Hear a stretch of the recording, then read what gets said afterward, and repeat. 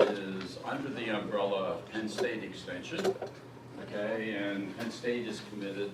I'm not going to read slides to you, so you have to read them. Thank you. Okay, and I'll talk about them. This is sort of a synopsis of what Penn State Extension is all about. If I get in your way, just yell at me. I'm used to it. I don't understand. And Penn State Extension has lots of areas that they cover, including, see if I can get this. Yes, including 4-H. Did you know that? And we have in our Erie office people that help the growers that have greenhouses and also some of the farmers, and especially grape farmers. There was a fellow, Andy Musa, who has retired now, some are nodding. Yes. So he was a Penn State Extension employee and worked mostly, I think, with the grape farmers. So, Master Gardeners fits under this big umbrella. We're not one of those little circles, I'm not sure why. Okay, so if you're interested in learning more, I'm done already, right? You can, if you can read this or remember, it's extension at PSU, that's Penn State University.edu/Erie, and that'll get you to our specific contact information. And we also have a garden hotline. It's not open yet. Somewhere in April it'll be open, and it'll be open through October. So if you have questions about your gardens, what you're seeing, and you're not happy about or you're not sure about, call that, leave a message, and somebody will get back to you. So, my topic today is winter sowing. Read these, and I'm going to have you respond in a second by raising your hand.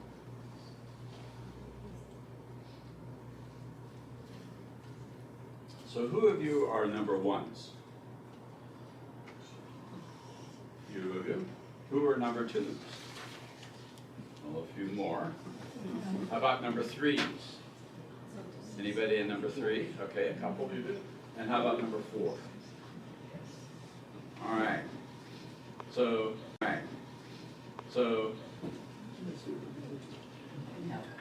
this is a quiz.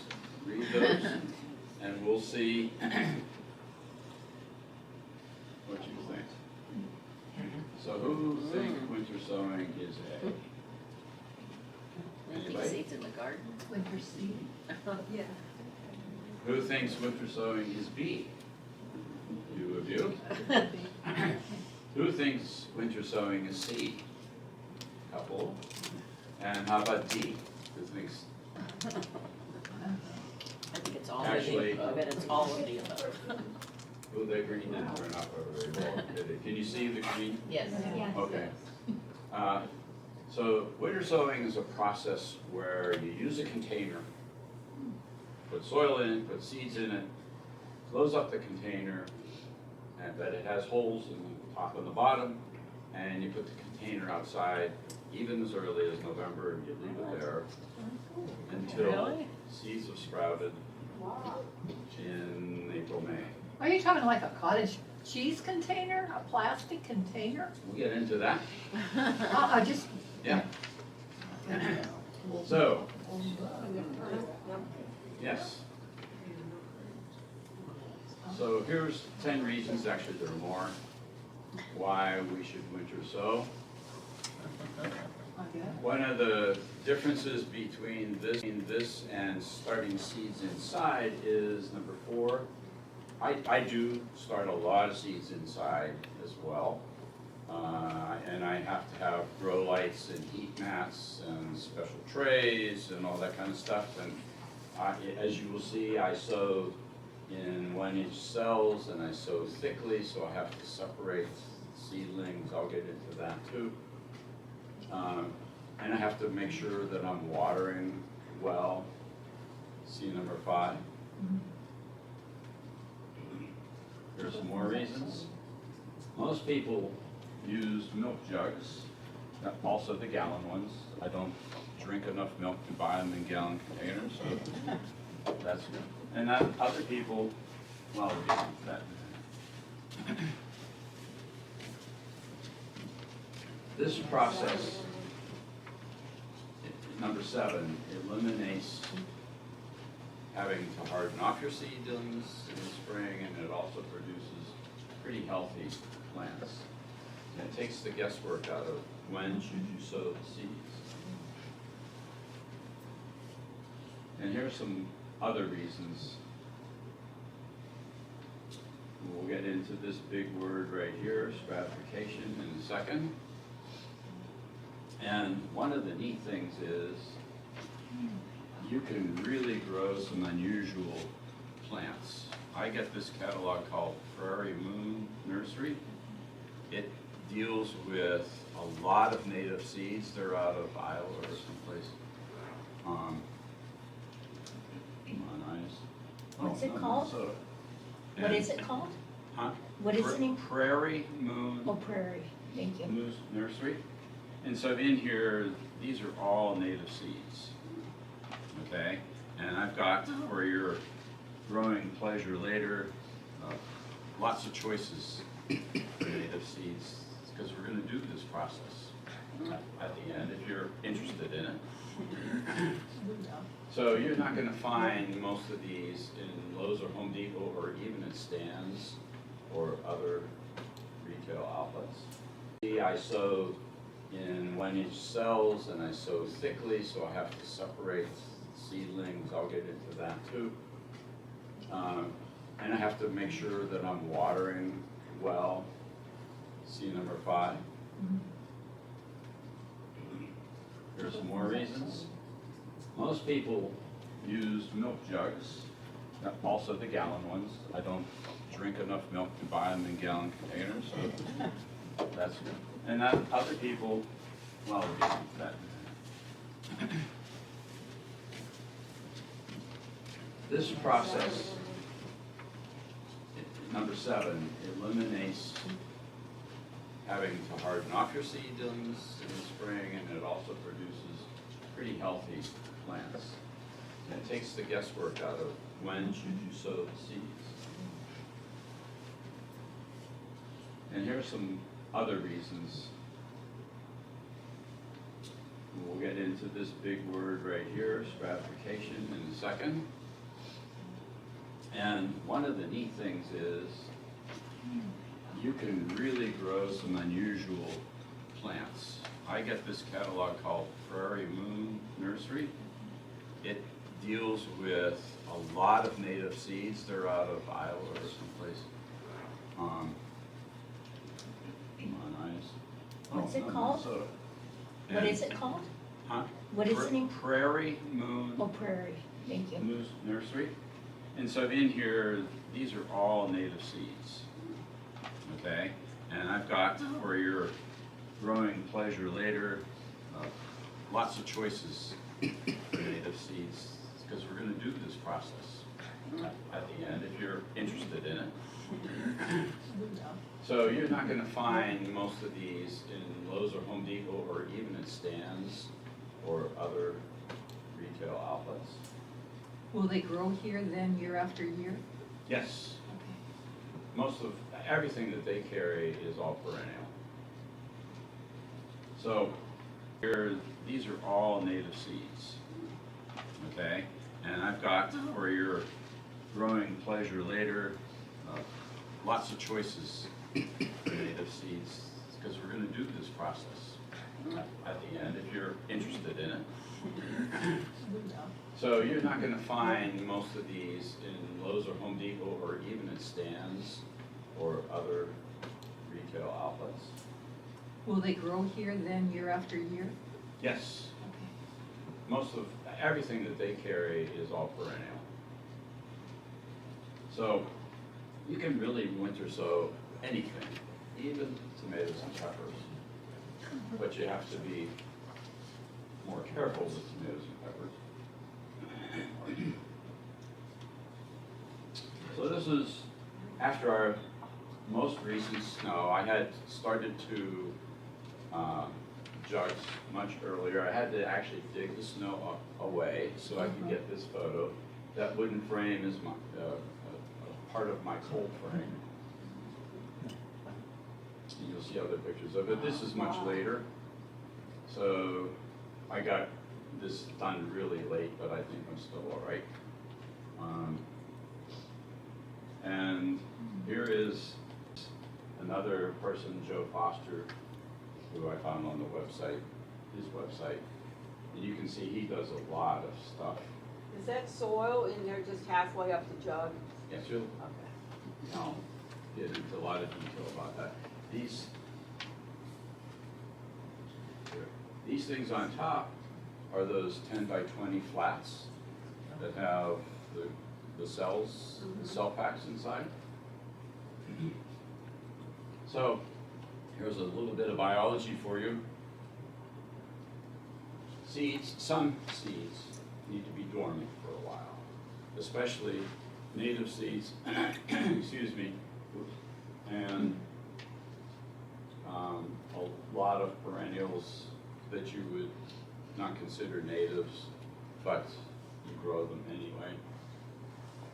So dormancy includes, there we go, these things here.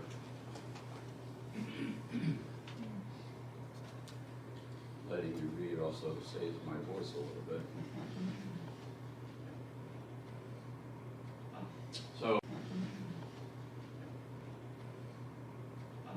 So there are two processes that seeds need to go through, if, especially the natives and some other types of plants.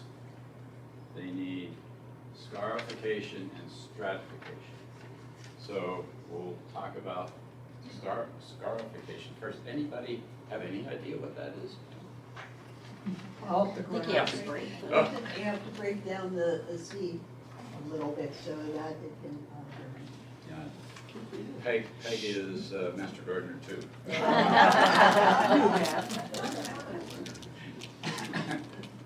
Yes. So these seeds, I brought these. These are canna lily seeds. You can just pass them around. And I brought them because they're large, but they're not really something that fits in this category that we're going to talk mostly about. So they're hard, and they have a coating on them that makes it difficult for that embryo to start swelling and breaking through that shell. And anybody need one of these? There's a couple up front here.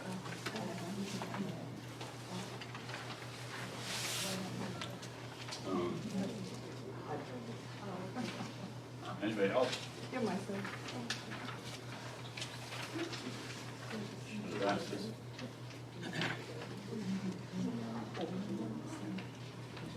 There you go. Sure. Did I see your hand? There we go. I'm off the frame now.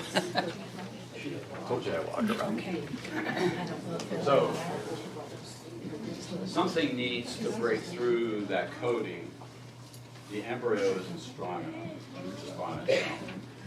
So, when you're doing it not naturally, nature handles it by birds and animals eat the seed sometimes. It goes through their digestive tract. Their acids start to break down that coating. Okay? And sometimes just the freeze thaw will. Nature handles it by birds and animals eat the seed sometimes. It goes through their digestive tract. Their acids start to break down that coating. Okay? And sometimes just the freeze thaw will break the coating, but we use tools to break the coating on a lot of these seeds that need to be scarified. This is one of those canna lily seeds from last year. And you see, I just hold it in a pair of pliers, and there's sandpaper there. And I sand and sand and sand. And can you see that little white area right there? Okay, that's what I wanted to get to. I broke through just a part of that waxy coat so that I can see a little bit of the interior of the seed. And, oh, I'm going backwards. No. Oh, I lost the picture. Anyway, I don't know what happened to it. I soaked those seeds then. And In what? get them to absorb some water, and then I'll plant them. Okay? So stratification is a separate process. And I'm going to talk about several ways to stratify seeds. First, the jug method. I prefer these. And the first thing you have to do is get holes in the bottom. Could you define Okay. what is stratification? Can you define that? Yes. Might help It is to- the process where the seeds go through a cycle of being frozen and thawing and freezing and thawing. And so they get acclimated to the outside, and it also it helps to open up the seed coat a little bit as well. So first I drill holes. And I did slits in this one with a knife. How many holes would you put in there? 4 or 5, whatever. When I do this kind of knife, I do at least one on each side. So, and then I measure up 4 inches. So this is my demonstration one, and this is 4 inches. I measure all the way around, and then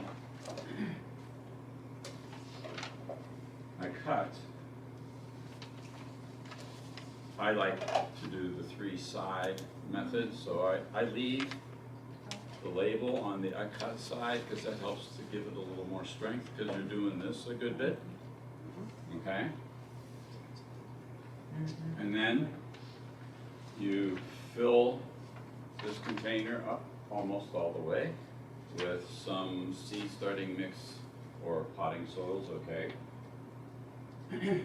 And so here is a container, and I try to press this down a little bit, and not hard, but I want to get some of the air pockets out. Put seeds in, and I push the seeds just a little, real slightly, because I want them to be in contact with the soil.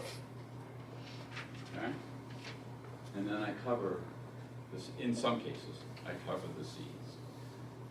Some of the really, really tiny seeds, you just want to press in, and that's all you do. Yes? Now, you have a lot of seeds in that small area, so what kind of seeds were that? Because usually, you don't want to have that many seeds, what was it? I'll get to you later. Okay. I don't remember what they were. Oh, no, yes, I do. These are showy golden. So after you People plant golden. have either this really, really tiny seeds snugged in or covered over with, if they're larger, then you tape up this outside cut. And then I took a picture of this because you can't really see it in my hand there, but I'm actually spritzing a little bit of water on it.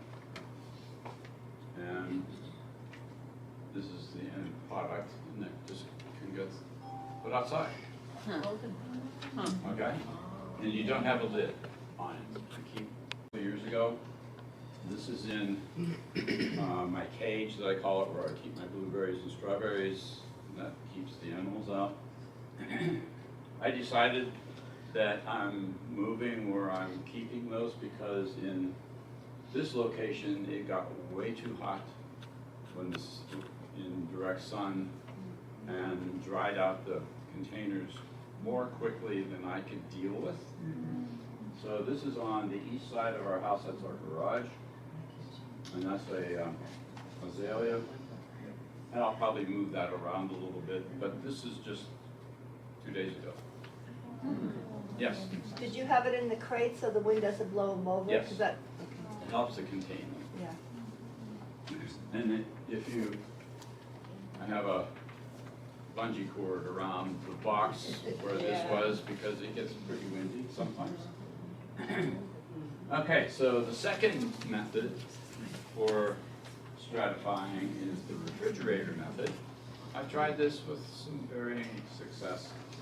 So what you do is you get a paper towel, you moisten it, put your seeds on, you open up the paper towel so that you have a layer for the seeds, and then you cover those seeds up.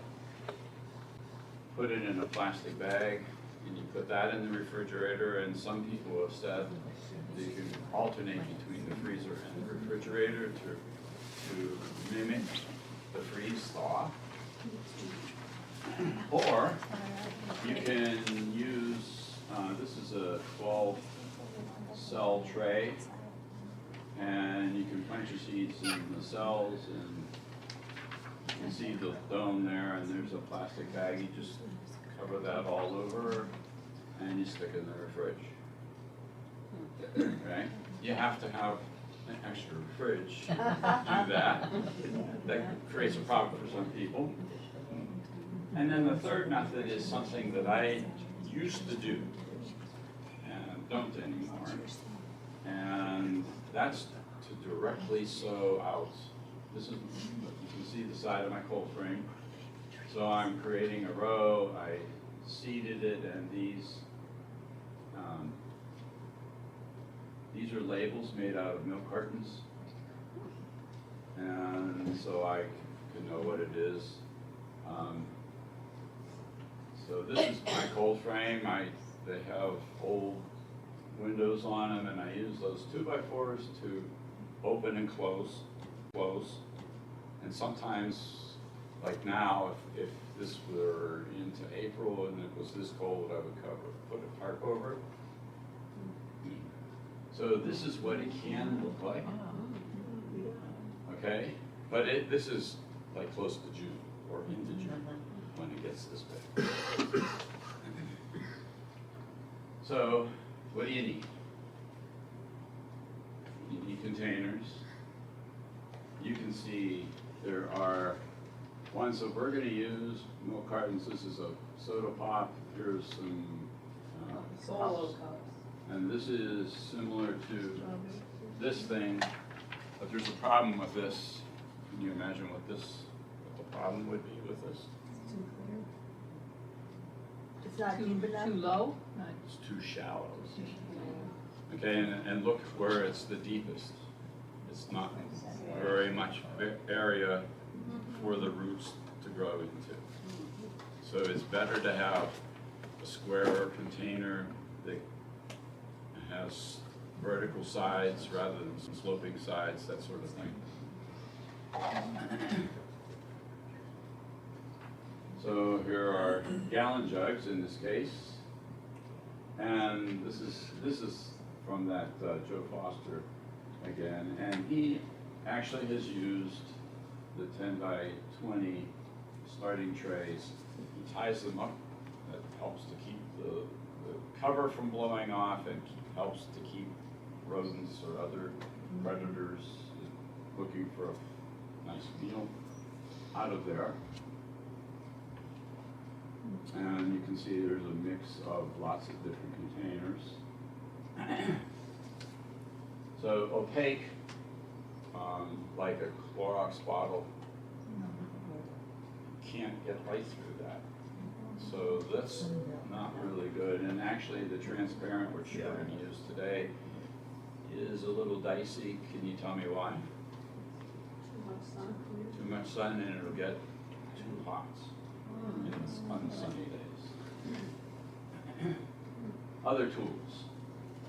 So we need seeds, of course, and scissors, and utility knives, and tape. What type of tape do you use that will work outside? Duct tape. Oh, okay. That was black, usually it's gray. And these are garden markers. I have used Sharpies, but the problem with Sharpies is after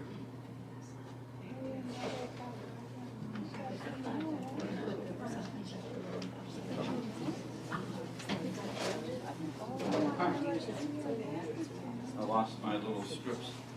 Anyway, I brought some with me. I don't know what happened to them. The sun pretty much makes the writing dissipate, especially by August. Where do you get those at? At Garden Center? I found some at Walmart that I just tried, Oh. but I just used them to write, and so I haven't tested them out through a whole year. I've ordered these on Amazon, Oh. and I just put in garden marker, and you'll have several choices. So after a lot of patience, and you do have to check to see if those jugs need water, you get this. Okay, and you can see, look at, this looks pretty thick in here to me. And so is that. Okay, yes? How often you need to water them? Or you spray on You them? really need, if it's a sunny day like we had a few recently, you need to get out there and check to be sure that it's not drying out, because once they reach this stage, if they dry, you're gonna lose a lot of them. So here's another one, see how thick they are? And some more. So I saw this, what's coming up. It's actually a commercial outfit that does this, Select Seeds, if they have a catalog and all that. Okay, these are either peat pots or cow manure pots, can't tell which. So they sow in those, and you can see their labeling. And then they use hardware cloth. All right, and the problem I have with this is I've started some seeds inside. The pots tend to collapse a little bit, and they get a lot of algae growing on them and that sort of thing, and so I've steered away from that. So the last step is to transplant. There are a couple of methods. There's the hunk of seeds method, which there's a couple different names. So what you do, that's a gallon container. You use a knife and you make cuts like you're gonna get a serving of brownie. Okay, and so you pull this clump of seedlings out and you plant the whole clump together. And you can see it looks like Coreopsis maybe. They all kind of, or many of them, sprouted. What I tend to do is this was not winter sown. This is a shot of tomatoes that I grew maybe last year. You can see this is a 1-inch cell, and you can see how thickly I sow. Okay. The reason is I can get many more plants started. All right. So then you pull the whole plug out, and you very, very carefully tease it apart at the root ball, and then you pick up the plants by the leaves. Don't touch the stem, and try not to touch the roots too much. And then see here, that's one of those. It's a singular. So I make a hole in a bigger pot and plunk it in and snug it up. So I included this, if you're interested in finding out information about a particular plant, and you know what it is, go to these people. They have, and I found the easiest way to do it, they have a ABC through Z, where you can do J, for instance, and if you want to search for a plant that starts with J. I didn't find that worked very well, so in their search bar, I put in like black-eyed Susans, and we'll get just on that.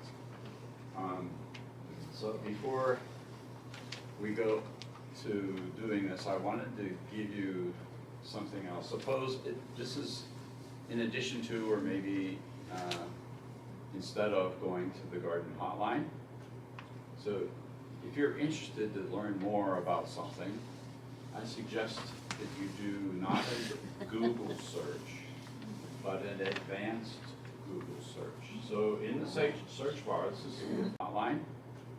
So if you're interested to learn more about something, I suggest that you do not a Google search, but an advanced Google search. So in the search bar, this is Google's website. So I typed in advanced Google search. All right. You get this. This is the next slide that comes up. So I saw this and I clicked on this. And then look at this screen. This actually, you'll see, this is just the top half of it. Look at all these fields that you can choose to fill in information. I just use this, the very top. So when I was preparing a talk on hydrangeas, or actually pruning, I did this, and then the next, this is the bottom part. The only other, the only other part that let me put it down for my fingers are really fast, and these buttons. So I go to site domain, and I type in .edu. This takes you to University of Maryland, University of Minnesota, University of Pennsylvania, Penn State University, Ohio State. Yeah. Any of the state institutions that have schools of horticulture, it'll take you to those. You want to stay close to Pennsylvania, because if you find University of Oregon and it's about something that is the same as what we grow, but their conditions are so different from ours. So I would go to Cornell or Rutgers or University of Maryland, Ohio State, Penn State. So let's review. We start with containers. You cut them, get the holes drilled, fill them, put the seeds in, you close them up, you make sure, and you put them outside and make sure they stay water, and then you wait months. Okay? And then you cut the lid off once the seedlings start to grow, because this top part is going to get in the way. All right, after a while, and even though you have room, it still would be in the way. And then you transplant, put them out, and collect seeds, and you're ready to go again. So, Like around here, when would you expect to see the seedlings, like the green start, like April or? yes, it was some varieties. Yeah. Okay. But throughout the winter, if there's sunny days, we have to lift open the jugs and No, I water wouldn't them? lift it, I would just, This one. I peek, I leave the tape on, I don't open them up. Okay. Okay, and I just peek. And, oh, I wanted to show you something. These are my references. And let me go back a second.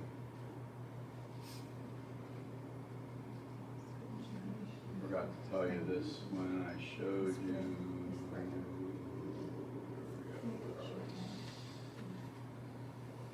Okay.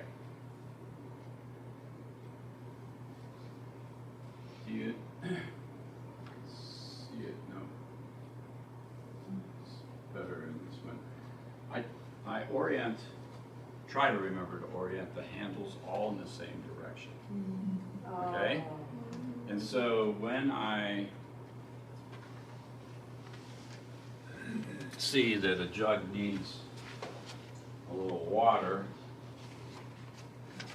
I spritz in there, and then I turn the handle in a different direction. So that I don't forget what I've watered and don't water, or didn't water, or didn't water. Okay? I mean, I can tell you, yeah, we live on over 6 acres, and our neighbors have even more than we do. I can get easily distracted by something going on out there. Oh, where did I water last? You know, so this little method saves a whole lot of aggravation. How often in the winter would you say you have to go out and do a little spritzing? Oftener than I did, because I lost a lot the last year that because I didn't get out there enough. And then we were gone in, was it March? Yeah.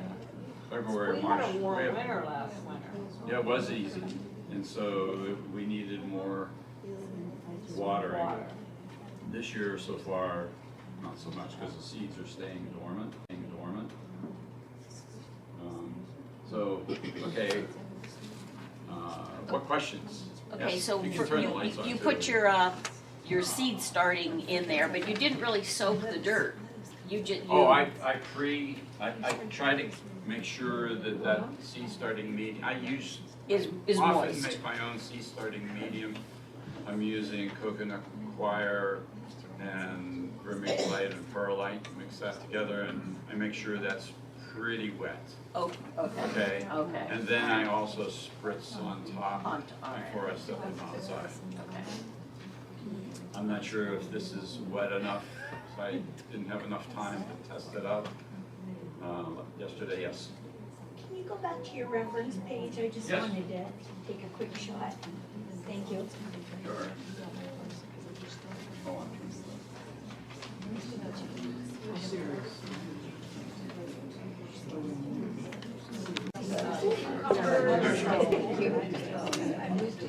I forgot to talk about tomatoes. There's more. I didn't write all my references or resources down. If you want to do tomatoes and peppers, I wouldn't put anything out until the beginning of April. Even though, well, I'm not sure about peppers because I rarely see volunteer peppers, but I see tons of volunteer tomatoes. They'll survive, okay. And so, yeah, I would just experiment. Yeah, that's true too. But they're nicely protected, and there's probably specific things go on to help them stay alive.